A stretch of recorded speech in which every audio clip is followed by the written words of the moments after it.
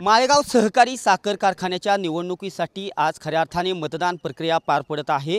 सहकार बचाव पॅनेलचे रंजन काका तावरे देखील माळेगाव येथील बूथवरती आपलं मतदान करण्यासाठी आलेले आहेत। काका काय सांगाल, आज मतदान प्रक्रिया पार पडत आहे, आपण देखील मतदानाचा हक्क बजावला, सुप्रिया सुळेंनी देखील मतदानाचा हक्क बजावल्यानंतर आपल्याशी काय बातचीत केली नक्की?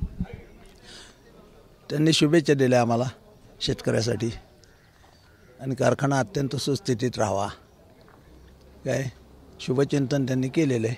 काय काका खऱ्या अर्थाने आज मतदानाचा हक्क बजावतो आहे। सर्वात महत्त्वाचा प्रश्न म्हणजे उपमुख्यमंत्री अजितदादा पवार यांनी आपल्या चेअरमन पदाची स्वतःची नावाची घोषणा केली, त्या दिवशी तुम्ही अण्णांच्या नावाची घोषणा केली, कसं पाहताय दोन्ही? दोघांच्याही साखर धंद्याचा वेगळा वेगळा अनुभव आहे।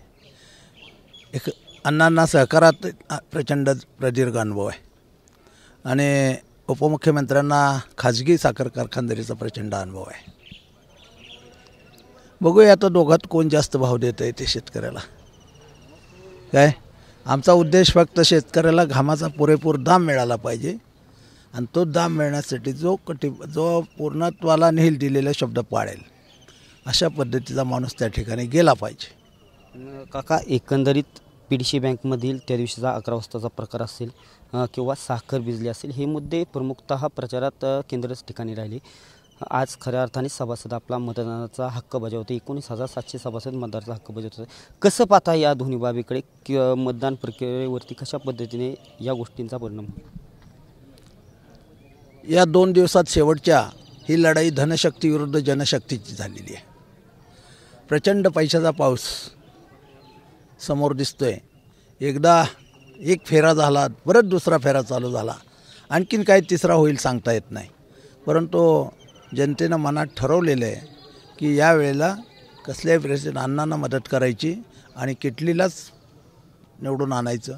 त्यामुळे मला खात्री आहे आमचे 20च्या 20 लोक निवडून येतील। काका एकंदरीत सहकार बचाव पॅनेल आणि श्री निळकंठेश्वर पॅनेल यांच्यामध्ये मोठ्या प्रमाणात टीका टिप्पणी होताना दिसली, परंतु जो तिसरा जो हे पॅनेल आहे त्यावरती टीका होताना कमी दिसली।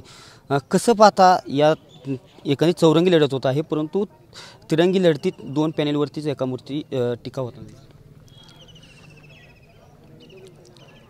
कसं आहे, काल बघितलं परवा आपण बघितलं,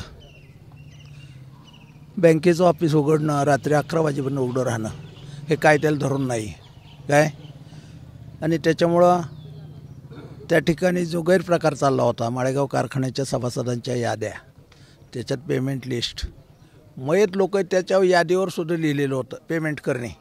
म्हणजे मला कळत नाही मैतांची सुद्धा मतं द्यायची होती का आणि मैतांच्या मताला सुद्धा पेमेंट करायचं होतं का? तेव्हा पुणे जिल्हा मध्यवर्ती बँकेतला तो प्रकार हा घृणास्पद होता।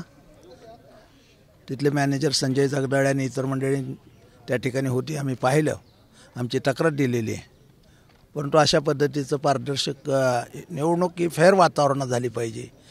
काय काही असलं ते माळेगावचा सभासद हा जनशक्ती बरोबर राहील, धनशक्तीला तो बाजूला ठेवेल हा विश्वास मला या निमित्तानं वाटतो। शेवटचा प्रश्न, काय आज मतदान होत आहे, काय सभासदांना आवाहन कर? सभासदाला एकच आवाहन करेन, तुझ्या उज्ज्वल भवितव्यासाठी, मुलाबाळांच्या भविष्यासाठी आणि आपला कारखाना हे लक्ष्मीचं मंदिर सुस्थितीत ठेवण्यासाठी आणि महाराष्ट्राचा सहकार टिकवण्यासाठी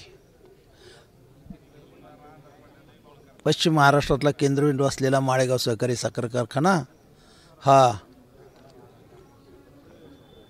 अण्णांच्या नामच्या बरोबर राहील आणि किटलीच्या चिन्हावर लोक मतदान करून 24 तारखेला खात्री, 24 तारखेचा निकाल 20-1 झालेला असेल। नक्कीच होते सहकार बचाव पॅनेलचे रंजन काका तावरे। नक्कीच आज मतदान प्रक्रिया पार पडत आहे, काका देखील आता आपला मतदानाचा हक्क बजावणार आहेत। एकंदरीत 24 तारखेला निकाल लागणार आहे आणि आमचाच विजय असेल असं रंजन काका तावरे यांनी सांगितलेलं आहे। कॅमेरा पर्सन नागेश सह मी दीपक कापरे, TV9 मराठी, बारामती।